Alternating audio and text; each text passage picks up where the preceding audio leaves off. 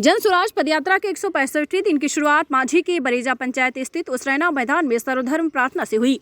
उसके बाद प्रशांत किशोर ने स्थानीय मीडिया से संवाद किया। मीडिया संवाद के दौरान उन्होंने अपनी पदयात्रा का अनुभव साझा किया। उसके बाद प्रशांत किशोर सैकड़ों पदयात्रियों के साथ बरेजा पंचायत से पदयात्रा के लिए निकले। आज जन स्वराज पदयात्रा मदन साठ, बंगरा, मरहान, सोनबरसा, खैरवार होते हुए जलालपुर प्रखंड अंतर्गत कोबा नगर पंचायत के गांधी स्मारक हाई स्कूल में जन स्वराज पदयात्रा शिविर में रात्रि विश्राम के लिए पहुंची। प्रशांत किशोर की पदयात्रा का सारण में आज तीसरा दिन है। प्रशांत किशोर सारण के अलग अलग गांवों में पदयात्रा के माध्यम से जनता के बीच जाएंगे। उनकी समस्याओं को समझकर उसका संकलन कर उसके समाधान के लिए ब्लूप्रिंट तैयार करेंगे।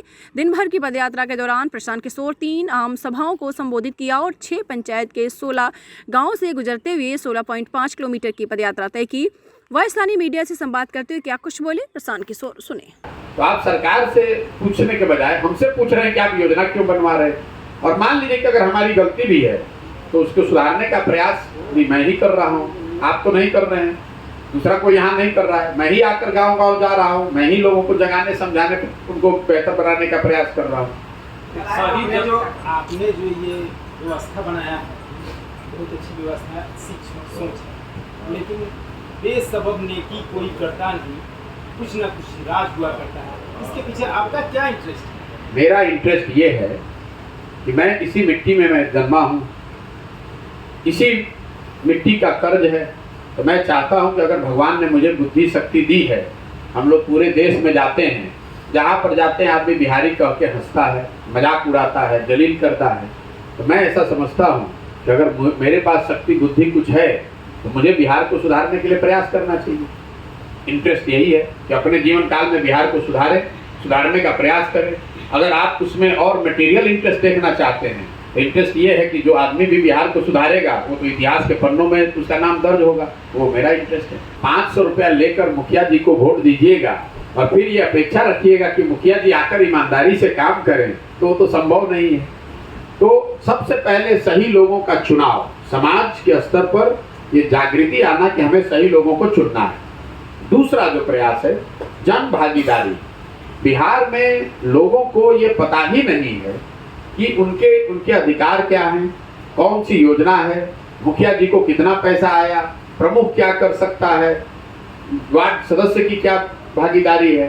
तो और अगर उनको पता है भी तो उनकी कोई भूमिका नहीं है। जैसे मैंने आपको ग्राम सभा का उदाहरण दिया, गांव में किसको घर मिलना है, इसकी व्यवस्था बिहार में भी 2001 में थी कि ग्राम सभा हो और सब लोग मिलकर तय करें कि किसको इंदिरा आवास मिलना चाहिए, किसको प्रधानमंत्री आवास का लाभ मिलना चाहिए। ग्राम सभा की आपने व्यवस्था ही खत्म कर दी और उसके जगह 4 अफसर लगा दिए, तो स्वाभाविक तौर पे वो अफसर पैसा ले रहे हैं। तीसरी बात जो है वो है संसाधन और सत्ता का विकेंद्रीकरण। हर फैसला जो आज है वो मुख्यमंत्री, उनके इर्द गिर्द के 3-4 अफसर और 3-4 मंत्री ही ले रहे हैं।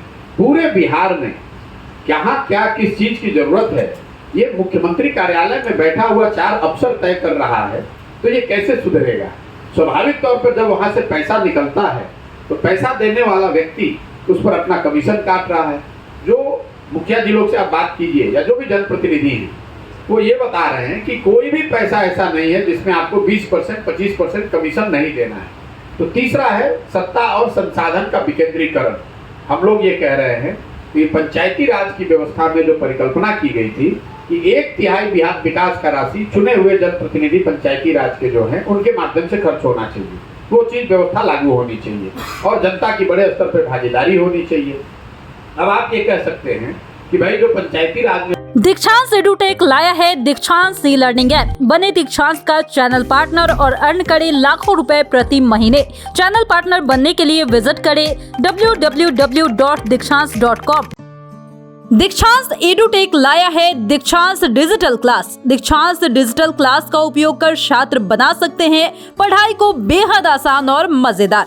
दीक्षांत डिजिटल क्लास को स्कूल में बैठकर देखना है तो पेन ड्राइव और स्मार्ट टीवी बनेगा सही माध्यम। चलिए अब ये भी जानते हैं कि दीक्षांत डिजिटल क्लास का फी स्ट्रक्चर क्या होगा। नर्सरी से लेकर यूकेजी के लिए 7,000, नर्सरी से लेकर दूसरी कक्षा के लिए 12,000, नर्सरी से लेकर 5वीं तक के लिए 18,000, नर्सरी से लेकर 8वीं तक के लिए 24,000, नर्सरी से लेकर 10वीं तक के लिए 30,000। अगर आपको डेमो करना है तो उसके लिए आप दीक्षांत डिजिटल क्लास के YouTube चैनल को विजिट कर सकते हैं। हमारे YouTube चैनल को सब्सक्राइब और Facebook पेज को लाइक करना ना भूलें। धन्यवाद।